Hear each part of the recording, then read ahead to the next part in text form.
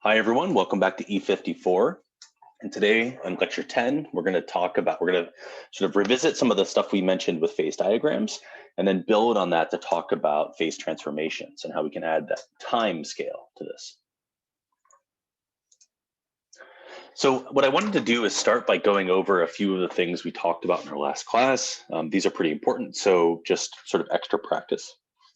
So one thing we mentioned is that when we work through this phase diagram and we looked at an example of a simple binary, if we're in this two-phase region, we can pick out that point, look to the left and right and see what the composition of our phases are, and then look at sort of the relative lengths of one side compared to the total length to talk about the composition, the weight percent of that given phase. We can do that same thing on even these more complex phase diagrams. Just because it's more complicated doesn't mean that the same rules don't apply. If we pick out a point here, in this case, I chose something in the alpha plus liquid range, we can draw that tie line, and we'll use that to find the weight percent of each phase. And then we can also go straight down and find the composition of each of those phases, okay? So in this case, this green is going to have to do with the composition of the alpha phase, and that blue is going to do with the composition of the liquid phase. Same thing applies if we jump around and look at different regions within this phase diagram. We can go and say, okay, if we're in liquid plus beta, what are the relative compositions of each of those? And again, jump around, use the same principles at all these places. Let's just to sort of review how we can do this. We can use these horizontal lines to calculate the weight percent and those vertical lines to calculate the composition, keeping in mind that our overall composition has to remain at wherever our dot is. This is sort of the overall description of our material. So let's just do it for this example I showed here. Our average composition is 30%. We're at 200 degrees C. So if we go to the right, we find that the liquid is at 56% tin. The alpha solid phase is 18% tin. We can use this to go calculate the rest of our information. So the compositions we just read off. For the weight percent of the solid phase, we're going to take the length opposite the solid phase. So this is that length y, and divide it by the total length of this line. So here it's 56 minus 30, so that's 26, divided by 56 minus 18. We do that math and we find that 68% of our material is going to be solid. We can do that similar calculation for the liquid phase. We take the opposite length, x, so 30 minus 18, 12, divided by that total again, and we end up with 32%. And if we do a sanity check, we can add these up and make sure they equal to 100. Okay, we're all good.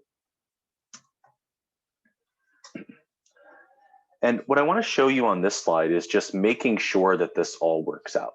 So we mentioned that we have our material separating into two phases. Each of those phases has a composition and a sort of weight percent of the overall material. We want to make sure that with this type of picture, we're getting the correct answer and we still have overall our answer making sense.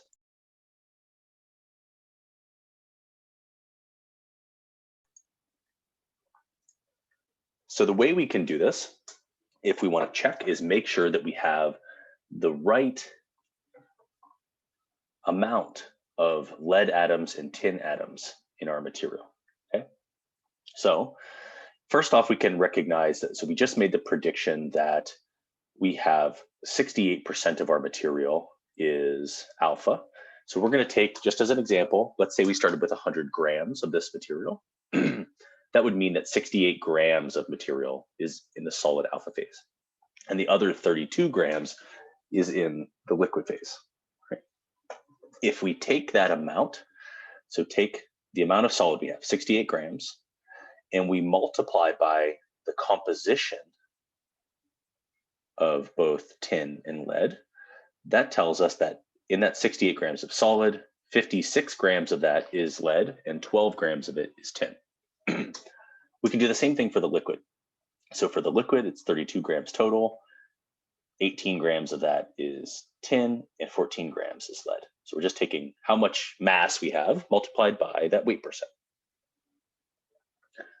We can add these things up. So between the two phases, we have 12% tin in solid, 18% in liquid. Add those up, we have 30% total grams of tin.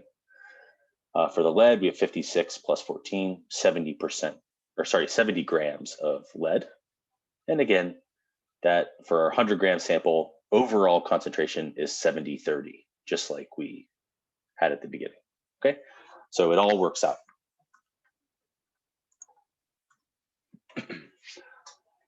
If we move into that eutectic region, we just want to go over some of the questions we can ask you here. So for example, if I choose this red point right here, I could ask you what phases are present. We can directly read that off. We're going to have a solid alpha phase, and this phase is face-centered cubic lead with some tin in solid solution. And we'll also have some beta phase. This is face-centered cubic tin with some lead in solid solution. We can ask a question like, what, for this point, what is the amount of tin or the tin composition of the solid alpha phase? We again can make this tie line, go in and read off what's the composition at this point over on the alpha side. Come down, and you can ask yourself what the question is. So first, we want to check our units. We're in weight percent. Okay, great. If we look, so it has these increments labeled in units of 20. So that means this unmarked line is 10. We're about halfway between that. So our answer is going to be 5. And if we ask the question how much phase is present in weight percent, we can again calculate that the same way we did when we were up in this solid plus liquid range. So for the alpha region, so this region over here, we're going to take the opposite length, y, divided by the total length. That'll give us 19 weight percent. For the amount of beta, we can take the opposite length, x, divided by the total length, x plus y, get 81%. And by the way, you notice that when we were up here and our circle was closer to the liquid, we had more liquid. In this case, our circle or our point is closer to beta, so we have more beta. You could also be given a plot like this and be asked a question like, what is the maximum solubility of tin and lead at a given temperature? So if I say it's 100 degrees C, I come and make sure I'm on the right axis, so degrees C. I'm at 100, I come over, find where I intersect that line, go down, say it's 5%. I could ask this question a slightly different way. I could say, what's the maximum solubility of tin and lead over the full range of temperatures? And for that, you would see how far can I go to the right in this alpha range for any temperature. You'll notice that the solubility goes up as temperature increases until a point, and then it starts to go back down again. So the max solubility would be where we can move over the furthest to the right. In this case, it's about 18%. And for example, you could pick off what temperature that happens at. In this case, it's 183 degrees Celsius. I could also, for the same point, say what temperature will this mixture first start to melt? So we're thinking about increasing our temperature. And as we increase our temperature, we're still solid. As we go up, the compositions will change. But if we get up to this point right here, just as we cross over, that's where we start to have some solid plus liquid. So that first time we hit that would be the temperature at which this mixture first starts to melt. So 183 degrees C in this case. I could ask this question a different way. I could say, what's the lowest temperature at which this mixture will be fully melted? So right where I am is where it starts to melt. Fully melted is when it becomes into this only liquid range. So that would be coming up to see where I hit this. to go over and read off the temperature. In this case, it's 210 degrees Celsius. Okay, so just to summarize, all these things I just went over are things we went over in our last class, but they're important. It's the first time you're seeing them, so I wanted to make sure to review them. So these phase diagrams we're talking about, they're really useful. They let us determine three major things. So if we know that the temperature and composition we're at, we can go and pick out what the number and types of phases are. We can pick out the composition of each of these phases, and we can pick out the weight fraction of each phase. Now, the microstructure that we get in the material depends on this thing, like the composition and temperature, but it also depends on whether or not our cooling rate allows us to reach equilibrium, okay? And that's what we're going to talk about in the remainder of today's lecture.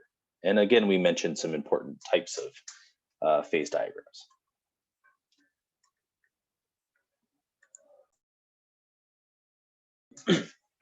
So the next thing we want to talk about is how we actually have these transitions between different types of phases happen in your material.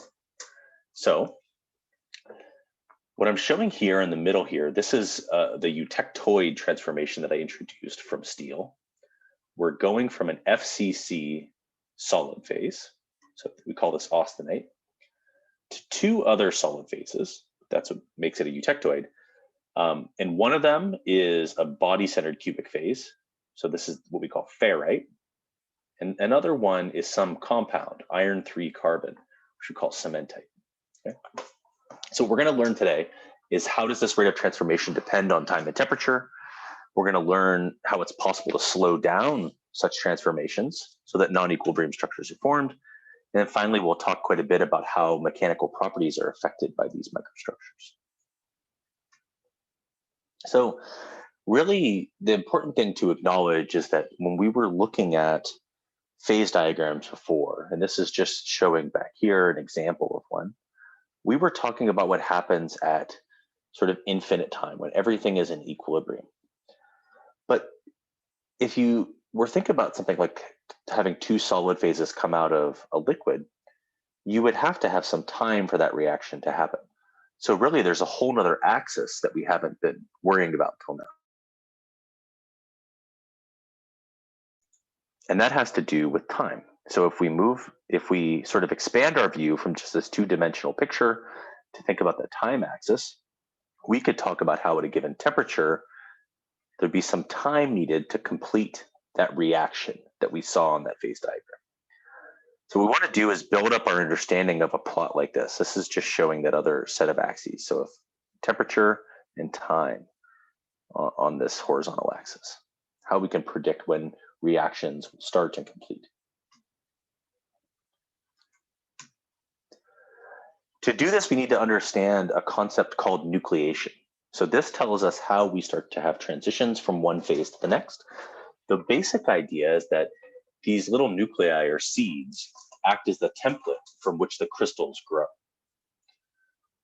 For the nucleus to form, the rate of how fast we add the atoms to the nucleus has to be faster than the rate at which they're lost to the material around it. And then once these seeds nucleate, that growth proceeds until we reach that equilibrium structure. So the driving force to have this nucleation really changes as we increase what we would call our delta T. So you could think about this being what's called supercooling. So if we're cooling our sample down and we're moving through a eutectic, how much below that eutectic point are we? Are we 1 degree below? Are we 10 degrees below? If we're 10 degrees below, we have more of a driving force to transform from that liquid to those two solids. If you're going the other way on your phase diagram and you're heating up, so if we're heating up through some transformation, it depends how much we are past that transition point. So we would call that superheating. So how much are we past the critical point? So generally, when you have a small supercooling or superheating, you have a slow nucleation rate. You only have very few nuclei, and that ends up meaning that your microstructure has very large crystals in the end. On this slide, we're just showing a picture of this nucleation process from an atomistic viewpoint. So if we think about a solid nucleating inside of a liquid, if we locally look at what's happening, most of these atoms, when they're in the liquid state, they have no long range order. They're just all disordered. They're milling about randomly. At some point, some atoms are going to get close enough that they're forming locally, very locally, just a few atoms, some ordered structure. If this is the preferred state, so if we're at the right place in our phase diagram, this can be the nucleus of a crystal.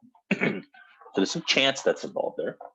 And once that little nucleus is formed, these other atoms can over time start to add in. And we move from a few atoms to maybe 10 atoms to maybe 30 atoms here.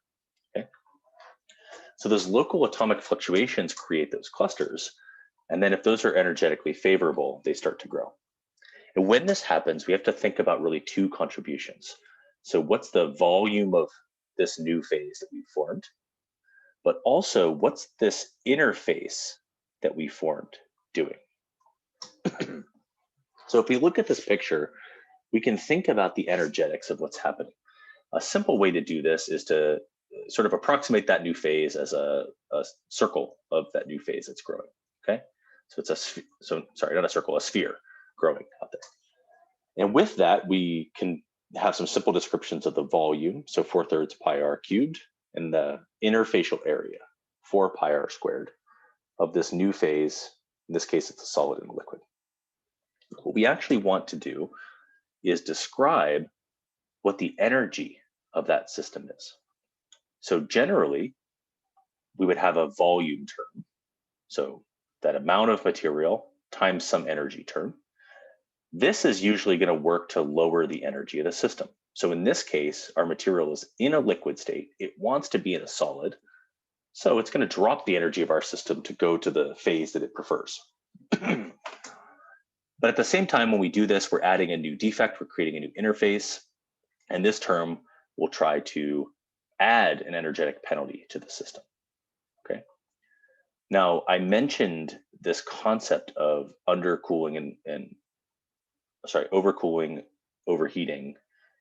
What's happening here is that energy penalty depends on sort of the difference between the phases, but also has some temperature dependence, and that's where we pop in here. So we can actually go and plot what these different energy terms are. They're both free energies, and on the red is showing what the surface free energy would be. So we create a new particle. As that particle gets bigger, there's more surface area. That's a bad thing. This would always raise the energy of our system. We don't like it. But at the same time, the volumetric or bulk free energy of the system would be decreasing. So when we have that new phase, that's the preferred phase, the energy of our system actually drops off. This would always form growing larger.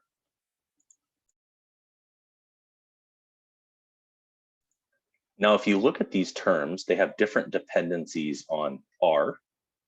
So when we add those together to get this green curve, we're going to find that the energy of the system increases initially and then starts to drop. The way you can think about this is that this peak value is very important. This is going to be the minimum sort of energy that needs to be overcome to nucleate out a new seed crystal.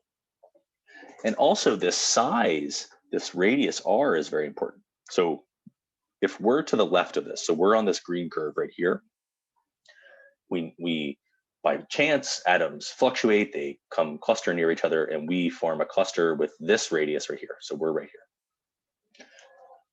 Our system wants to shrink to lower the energy and go back to 0. So if we have a little nucleus, it'll shrink, go back to 0. In contrast, if that nucleus is a little bit larger, forms on this side, that nucleus wants to lower its energy, and it can actually do so by growing. So moving further and further to the right on this curve. So those particles, if they're larger than a critical size, will actually start to grow.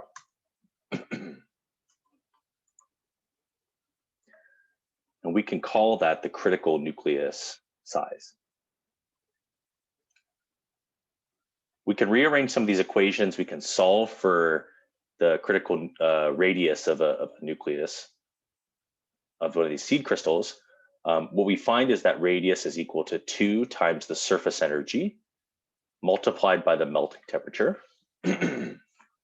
divided by this energy term, which is called the heat of solidification. So it's that free energy, but taking out the temperature port. And this delta T is actually going to be the supercooling. So how much are we different? In this case, how much are we below the melting temperature? We're able to do this so that we can separate out the effect of temperature. So you could imagine that as our so if you look at this, the melting temperature of the alloy, the free energy, or sorry, the surface free energy, and also this latent heat of solidification are all material properties. But we can change this supercooling. So as we have larger and larger supercooling, the size of this radius decreases. So if I really go well below that transition point, that radius can be really tiny. So for a typical supercooling value, if we plug in some numbers, we might find that that critical radius is on the nanometer scale. So it's often around 10 nanometers.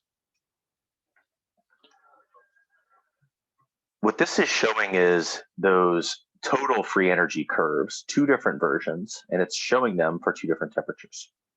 So this red curve is at T1, this blue curve is at T2, which is lower, so it means it's at more supercooling. And what you can see is that the height of this energy barrier that we have to overcome has dropped down, and that critical radius has gotten smaller. We've moved to the left on this curve.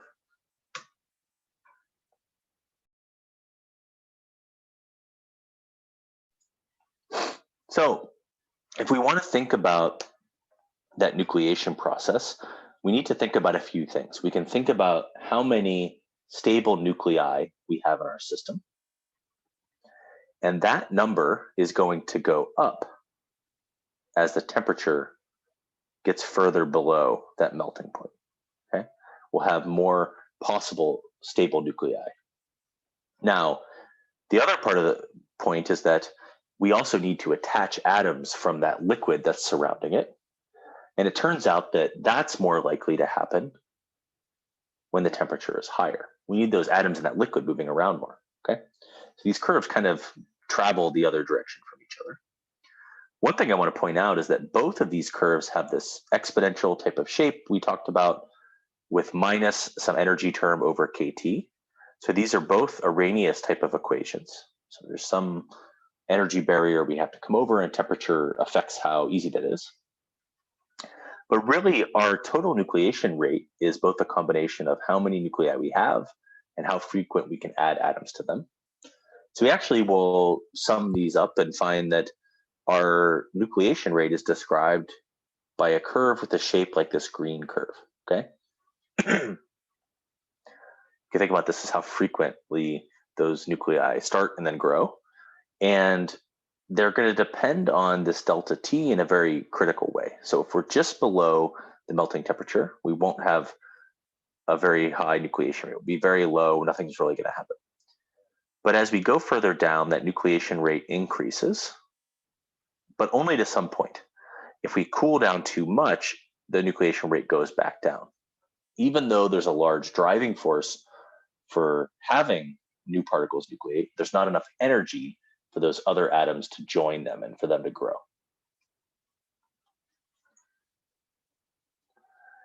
The other thing I want to point out is that these nucleation rates and the energies associated with these new seeds growing are not the same everywhere in the material.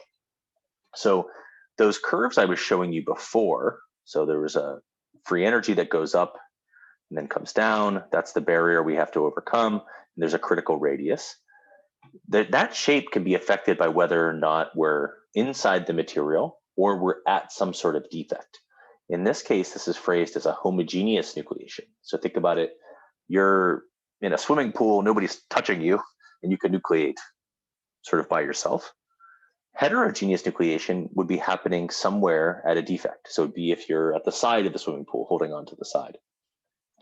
Being at that surface will lower the energy barrier to nucleate out that second phase. So in this case, this curve has shifted down. There's a lower barrier that needs to be overcome. The effect of that is that it becomes easier to have these nuclei start and grow for heterogeneous processes. Okay, so our original curve was shown here in red. This is that homogeneous nucleation by itself. Heterogeneous near a defect. The curve looks the same, but it's shifted up. And the way you can think about that is, for what I've marked on here is 2 points. They have the same nucleation rate, so the same distance on this x-axis. But for heterogeneous nucleation, it only requires a small undercooling. So it only have to be a small distance below that melting point.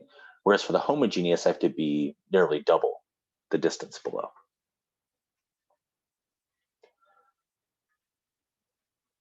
So in addition to that nucleation rate, which depends on temperature and has some peak, we can also sort of plot the overall growth. So after it's no longer considered a nucleus, it starts to grow out. Again, higher temperatures are good. So our overall transformation rate looks something like this blue curve. Again, the main point is that the transformation rate increases and then decreases. Okay, so there's some peak in this curve. If we plot this, we could say this is what temperature versus rate looks like.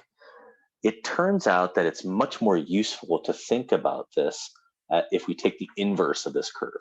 It's much more helpful to think of, for a given temperature, what's the time needed to have a transformation, okay?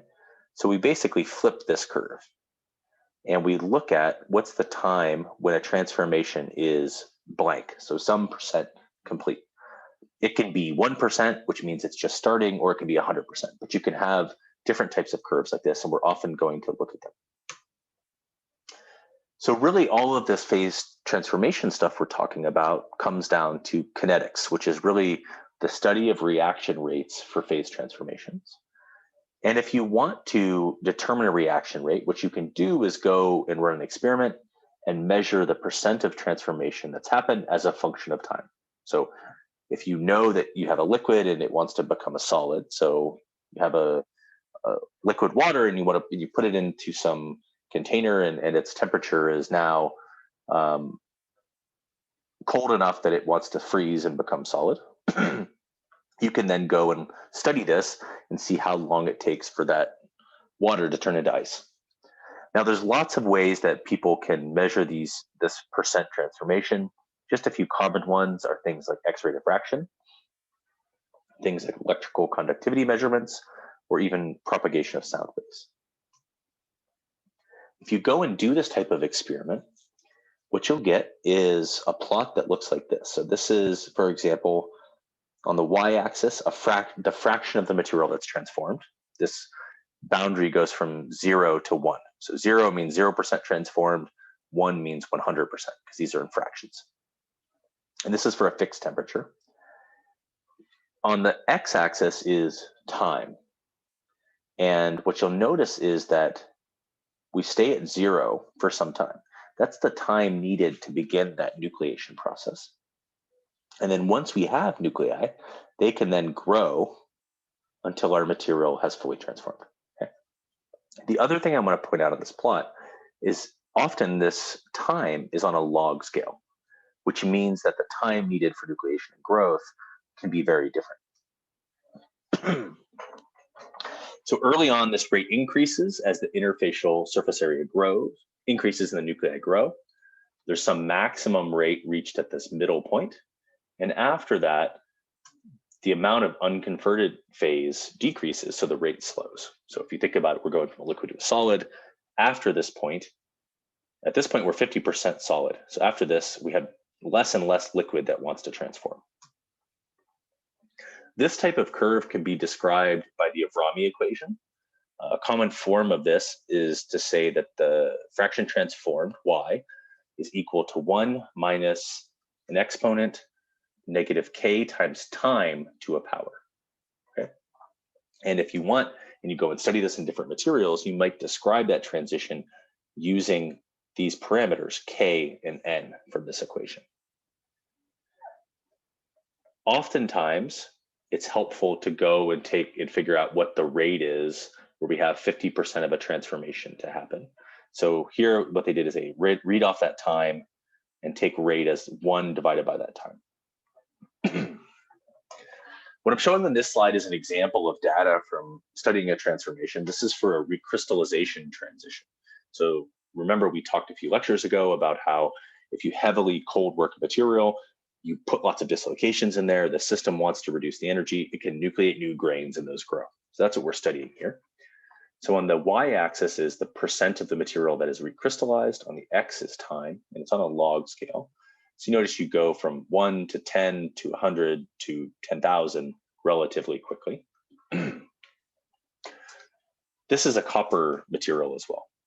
So, the rate of recrystallization increases with increasing temperature. So if you look at this, if we increase our temperature from 40 to 88 to 100 to 135, these curves are shifting to the left, which means it takes much, much less time for this reaction to happen, and our rate is increasing.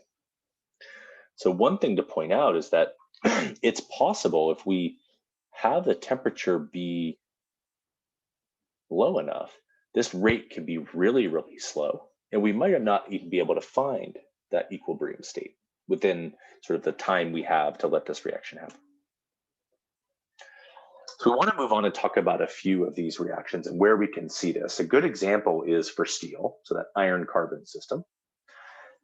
What's shown on this table is a bunch of different sort of pet names for different microstructures in the iron-carbon system. Some of them we saw before, so we can have BCC and FCC solid solutions of iron and carbon. But I want to draw your attention to 3 in the middle. So pearlite, bainite, and spheroidite. Sorry, it's always so hard to say. So all of these are really key names for a combination of the 2 same phases. Both of them, or sorry, all 3 of them contain alpha ferrite, so that's BCC iron, a solid solution, with cementite. That's that iron 3 carbon compound. Now, pearlite is the description of what happens when we have a eutectoid transformation with a lamellar microstructure of alternating alpha, iron, and cementite plates. So this is that sort of striped or layered structure that we talked about. Bainite is those same 2 phases, but they're arranged differently in space. So in this case, the alpha ferrite either occurs as plates or has a feathery appearance, so it sort of has little fingers sticking out. And then the carbides are going to lie in between them. The spheroidite is going to be seen as you're going to have spherical particles of cementite that are contained within a matrix of the alpha ferrite. So we'll see how we can end up getting that, and this will help us understand phase transformations. So what I'm showing on this slide is, again, the phase diagram for iron-carbon. This eutectoid transformation we're talking about goes from austenite, so 1 solid phase, down into this region, and we're transforming into alpha ferrite and cementite, okay?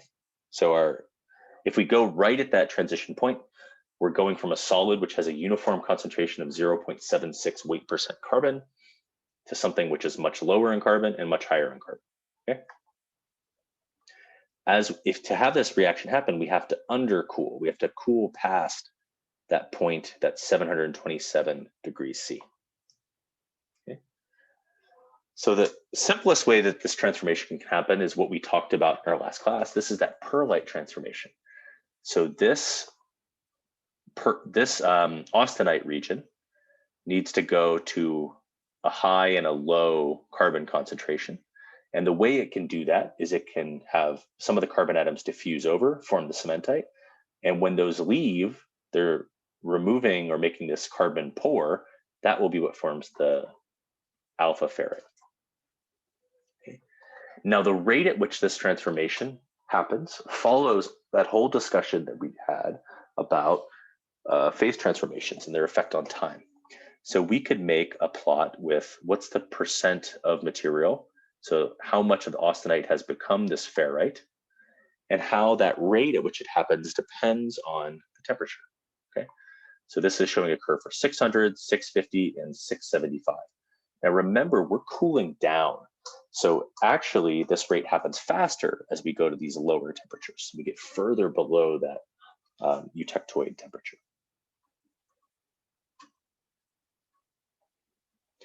So one thing we can get is if we have this perlite, if we form at relatively high temperatures, near that eutectoid temperature, this process can take a while, and you can end up getting these different layers that you have are relatively coarse. So each layer is pretty big. And the only reason is we have more time, more temperature, this diffusion can happen over a larger length scale. Okay. The net effect is that we end up with a relatively soft material. You could think about this as these are different grains. So as at this sort of condition, you have big grains in a relatively soft and weak material. At lower temperature, you form really fine perlite. So these stripes are going to be very close together, and you're going to have a really hard or strong material. So if we think about that nucleation and growth, we can understand how these types of structures change as we look at different temperatures. So if we're thinking about, we're starting with austenite and we're growing these perlite colonies, if we're just below the eutectoid temperature, the nucleation, so this is a high temperature, we're close to that point. This will mean that our nucleation rate is low, but the growth rate is high. So when we do nucleate out these particles, they'll grow fast. If we're at some moderate temperature, so we're a little bit further below that eutectoid temperature, our nucleation rate is medium and our growth rate is medium. Okay, so we'll end up with a bunch of these small guys. If we keep going down and keep reducing the temperature, we'll get further and further down. We'll have more and more undercooling. At this point, our nucleation rate is high, but our growth rate is low. So we end up with smaller and smaller perlite colonies. Okay.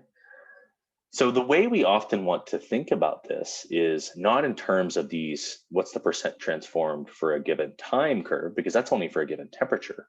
We want to be able to plot this for a range of different temperatures.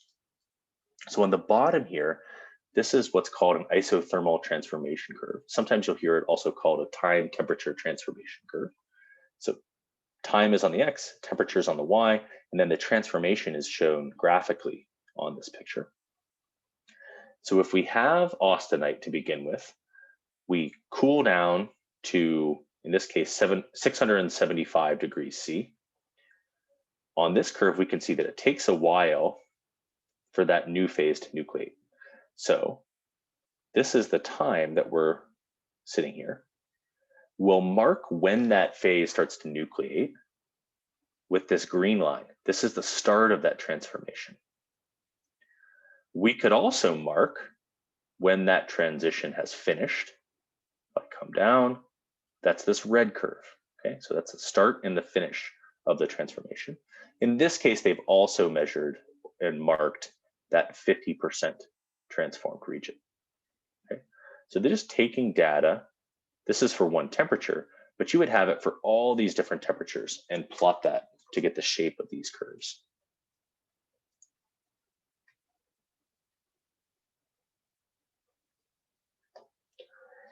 So let's think about having a austenite to perlite transformation.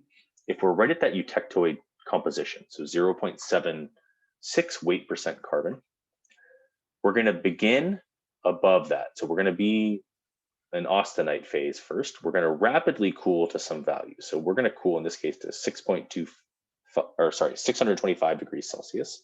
And we're going to hold there until this transformation occurs.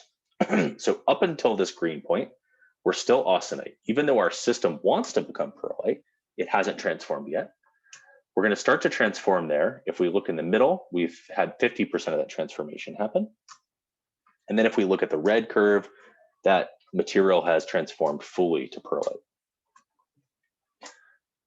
So for example, you end up with finer lamellar spacing if you have lower transformation temperatures because you have slower diffusion. So in that region, this top region right here, if I lower the temperature and I have more undercooling, I get finer spacing. So these are showing two examples. And on the right here, you see that sometimes those layers are so close, you can't even tell them the difference between. Okay. The reason that steels are so interesting are that perlite is very important, but we can also have a different type of structured form. It's just a different way of arranging that ferrite and that cementite. And this is called bainite. Okay? What's shown here on the right is a picture of that. So you have these large sort of fingers of ferrite sticking out, and then in between them, you have these cementite particles. So this ends up being diffusion limited, and this is actually what forms at lower temperatures.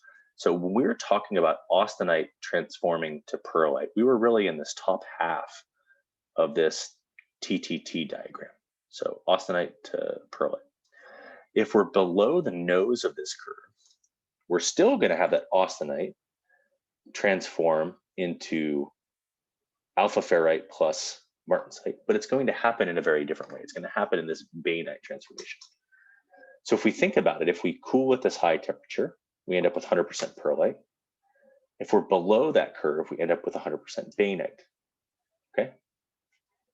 Now, if we take either of those after we've formed that mixture of ferrite plus cementite, if we want to take that and heat it for a long time at a temperature just below the eutectoid, so we've already transformed to the alpha plus cementite. So we're already in the sort of composition space that we want to be in. If we do this, what we're doing is just going to change what the microstructure looks like. So the main idea is that the transformation has already happened, but we're giving the system lots of thermal energy. And what it can do is it can try to get rid of some defects. So for example, that perlite structure has this layered structure. It has the right percentage of light and dark phase, but there's lots of interfaces there, and those are defects. So if I give it time, those interfaces are going to want to go away. And you can find some intermediate step where we've had some coarsening. And then finally, this step right here at the end, it has the same proportion of light and dark phases, but they're just arranged differently.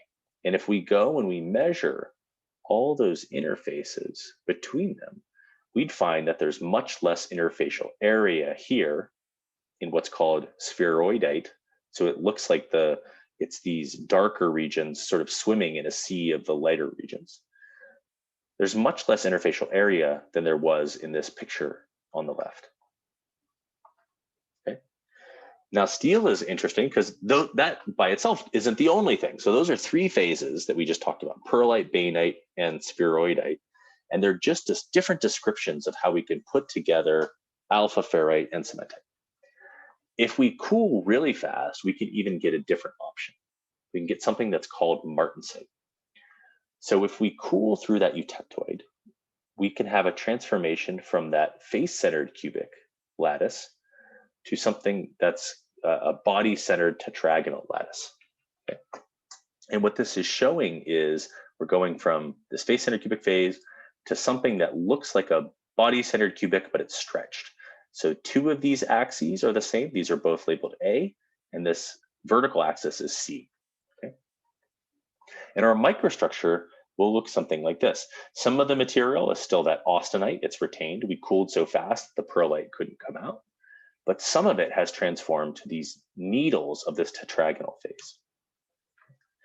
So that phase diagram we showed before was true. It's telling us when we go from austenite to perlite, austenite to bainite. But if we cool down so fast that we totally miss that, we can pass through other transitions. And usually these are drawn here as horizontal lines. And if we cool to a given temperature very quickly, we can end up getting everything from 0% martensite to nearly all martensite. Okay, so we're cooling down very fast, and the lower temperature we go, the more martensite we get. Now, this transition happens not through diffusion. So the atoms are actually arranged in the same way, but the unit cell just gets stretched. Okay, so this is a diffusionless transition, which means it can happen very quickly. And it doesn't depend on the rate, it just depends on the temperature to which it's cooled. So for example, if you cool to lower temperatures, so this is showing 24 degrees C, negative 60 degrees C, and negative 100 degrees C, you're getting more and more of that dark region, which is the martensite in this case. On this slide, I'm just showing you a picture of how this actually happens. You can go and show the body-centered lattice, or sorry, I'm sorry, the face-centered lattice on this black set of two cubes next to each other. And you can draw on there also where the body-centered tetragonal lattice would be. So this is actually something that's at an angle. This is that blue collection of those atoms. Okay? And if you look, there's one atom at the center of it. Okay? For this to happen, one of those axes were originally all the same length. This was a cubic structure. One of the axes has to expand by about 12%. Okay.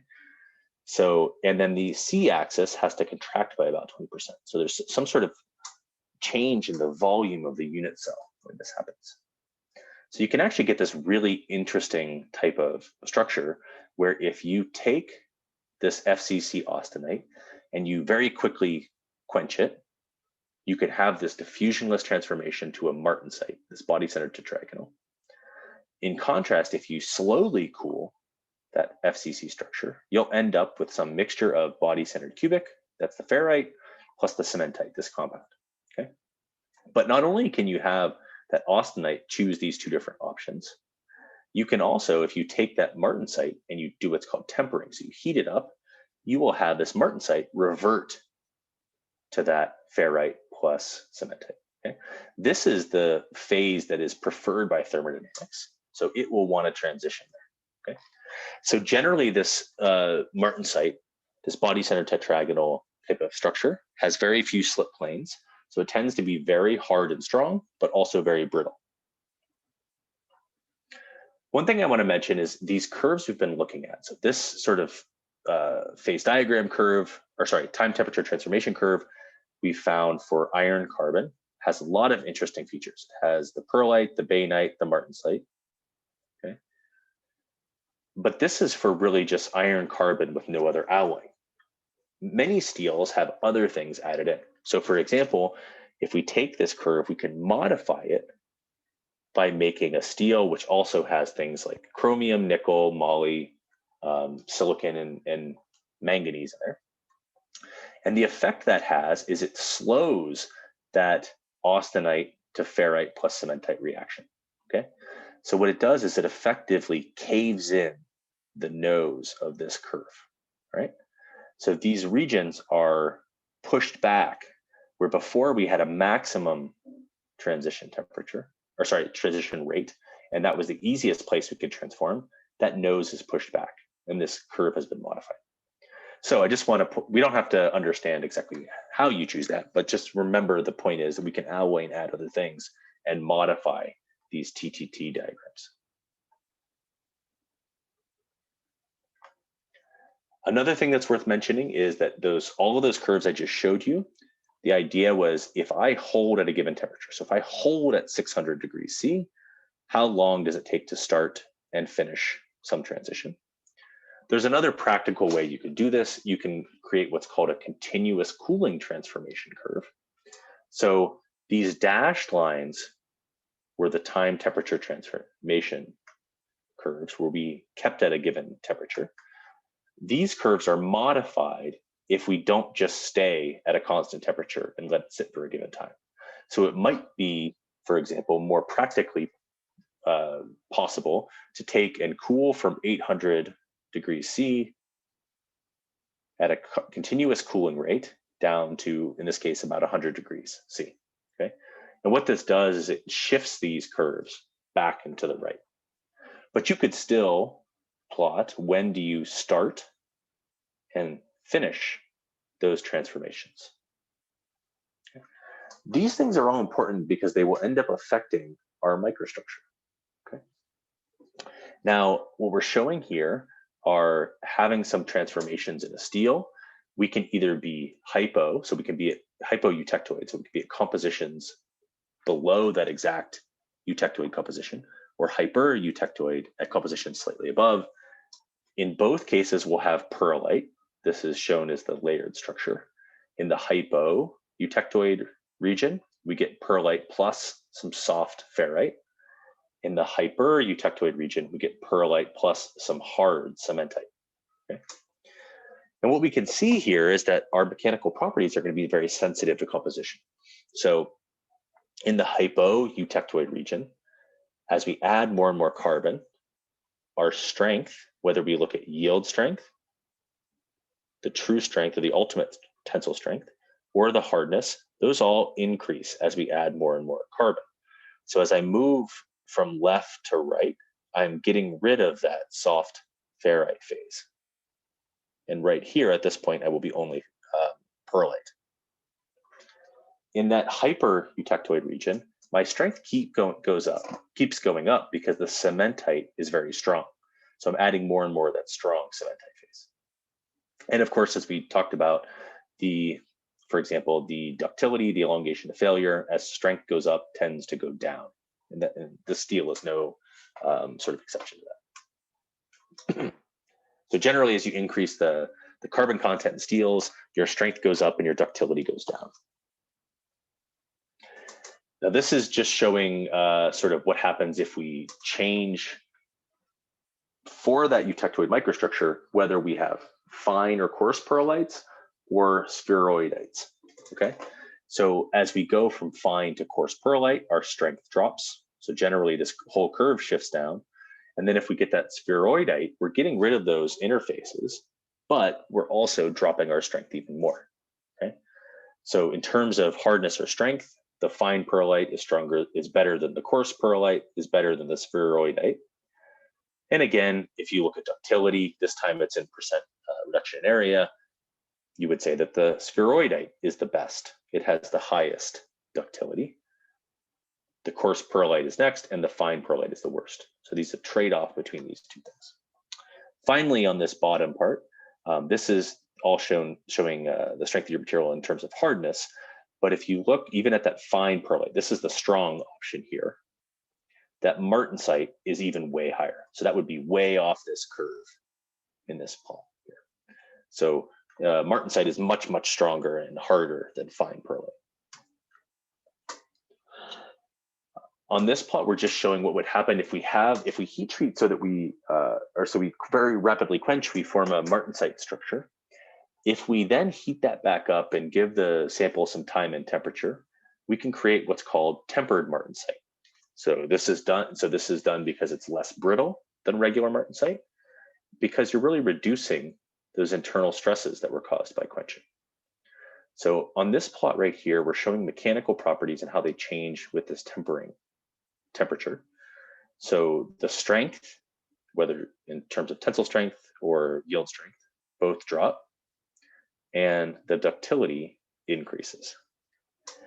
And what's happening is it's just changing your microstructure. So you're changing your process to very small iron 3 carbon, so the cementite particles surrounded by the alpha. So you're really pushing towards something that looks like a spheroidite, right? So you can think about all the possibilities. It can be kind of confusing, but this also shows why steel is such an important material. You can have austenite become perlite plus pro-eutectoid phase if you do slow cooling. If you do moderate cooling, you can get something like bainite. If you rapidly quench, you can get martensite. And that's not even the end of it. If you reheat, you can get tempered martensite. So we can get a whole range of microstructures, and we can generally change from high strength, low ductility materials to low strength, high ductility materials, all within the same system, all for the same composition. And really all you're changing is that sort of thermal history of your material, okay? And we can go from everything from martensite to spheroidite in the same system. So this generally tells us, gives us the tools to now describe that precipitation hardening that we introduced earlier in class. So to get precipitation hardening, you have to have a system with appreciable solubility of one component in another. And that means you have some solid solution region here, where you can add in element B into element A. That solubility limit has to decrease with temperature reduction. So it has to drop off like this one does. And then the overall composition of your alloy, if you want to get precipitation hardening, should be less than the maximum solubility. So in this phase diagram, our maximum solubility is right here. We're, for example, starting at some composition below that. Now, these conditions are necessary but not sufficient. You also need to think about how you cool down, heat up and cool down your material. So the way you can do precipitation strengthening is we can take this alloy. So we're at this C naught. That's our composition, our material is at. Let's say that it's a rigid, let's say this is where we're going to work. What we can do is we can heat up our material until we're in that solid solution regime. And then we're going to let our sample sit. What's going to happen is we're going to form a single phase material, just that alpha phase. It's going to form a solid solution. This is shown here on this heat treatment here. This is called a solution heat treatment. We're going to rapidly quench down, freeze in that structure. So we have a solid solution.